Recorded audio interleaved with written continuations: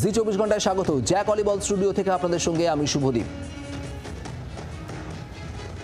শুরুতে যে খবর আপনাদের জানাবো, রাজধানীতে আজ তৃণমূলের গুরুত্বপূর্ণ বৈঠক। আজ তৃণমূলের সাংসদরা বৈঠকে বসছেন এবং দিল্লির সাউথ এভিনিউয়ে তৃণমূল কংগ্রেসের যে দলীয় কার্যালয় সেখানেই হবে আলোচনা বৈঠক। তবে কি নিয়ে বৈঠক, কি কারণে সাংসদরা মিলিত হচ্ছেন রাজধানীতে, তা নিয়ে এখনো পর্যন্ত কোনো কিছুই স্পষ্ট নয়। তৃণমূলের দলীয় সাংসদদের এই বৈঠকে থাকতে নির্দেশ দেওয়া হয়েছে, যদিও কি ইস্যুতে বৈঠক তা নিয়ে চূড়ান্ত গোপনীয়তা। আর সেই কারণেই জল্পনা বাড়ছে রাজ্যের রাজনৈতিক মহলে। তৃণমূল কংগ্রেস সাংসদদের আজ এই বৈঠক ঠিক কোন ইস্যুতে? দিল্লি সাউথ এভিনিউয়ে দলের কার্যালয়ে এই বৈঠক হবে। সমস্ত তৃণমূল সাংসদদের থাকতে নির্দেশ দেওয়া হয়েছে। আরও একবার জানাবো আপনাদের, রাজধানীতে তৃণমূলের গুরুত্বপূর্ণ বৈঠক আজ। তৃণমূল সাংসদদের জরুরি বৈঠক দিল্লি সাউথ এভিনিউয়ে দলীয় কার্যালয়ে সমস্ত সাংসদদের ডাকা হয়েছে। সেখানে তৃণমূল সাংসদরা বৈঠকে বসবেন। সমস্ত দলীয় সাংসদদের থাকতে নির্দেশ তৃণমূল কংগ্রেসের। কি ইস্যুতে বৈঠক তা নিয়ে চূড়ান্ত গোপনীয়তা।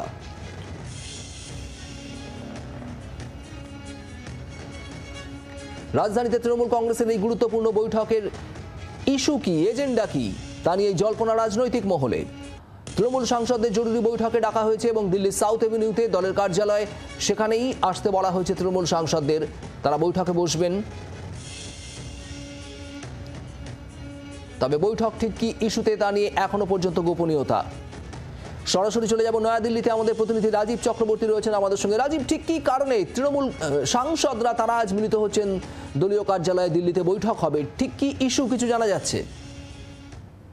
শুভজিৎ, দেখো, অপারেশন সিঁদুর এবং পাকিস্তানের সঙ্গে যে যুদ্ধ পরিস্থিতি তৈরি হয়েছিল তার পরবর্তীতে বিভিন্ন রাজনৈতিক দল তারা দাবি জানিয়েছে যাতে একটি বিশেষ অধিবেশন ডাকা হয় সংসদের, এবং মুখ্যমন্ত্রী মমতা বন্দ্যোপাধ্যায় তিনিও কিন্তু এই দাবি জানিয়েছেন এবং তিনি এই দাবিতে যুক্তিও দিয়েছেন আলোচনা দরকার, এবং যে বিদেশে যে টিমগুলি দিয়েছে অর্থাৎ সরকারের তরফ থেকে যে প্রতিনিধি দল এই মুহূর্তে বিশ্বের বিভিন্ন দেশে তারা অপারেশন সিঁদুর নিয়ে প্রচারে গিয়েছেন, তারা ফিরে আসার পর একটি বৈঠক ডাকা হোক।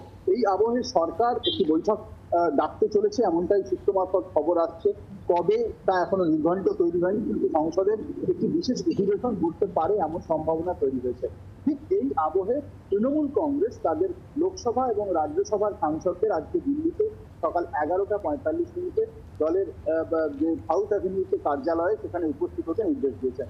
লোকসভার নেতা সুদীপ বন্দ্যোপাধ্যায় এবং রাজ্যসভার নেতা ডেরেক ওব্রায়েন দলীয় সাংসদদের এই নির্দেশ দিয়েছেন। যেটা মনে করা হচ্ছে যে তারা আজকে একটি প্রতিনিধি দল তারা লোকসভার স্পিকার ওম বিড়লার কাছে এবং রাজ্যসভার চেয়ারম্যান জগদীপ ধনকরের কাছে পাঠাতে পারেন, এবং সেক্ষেত্রে আজকে না পাঠালেও তার নির্ঘণ্ট তৈরি হতে পারে, দাবি জানানো হতে পারে বিশেষ অধিবেশনে।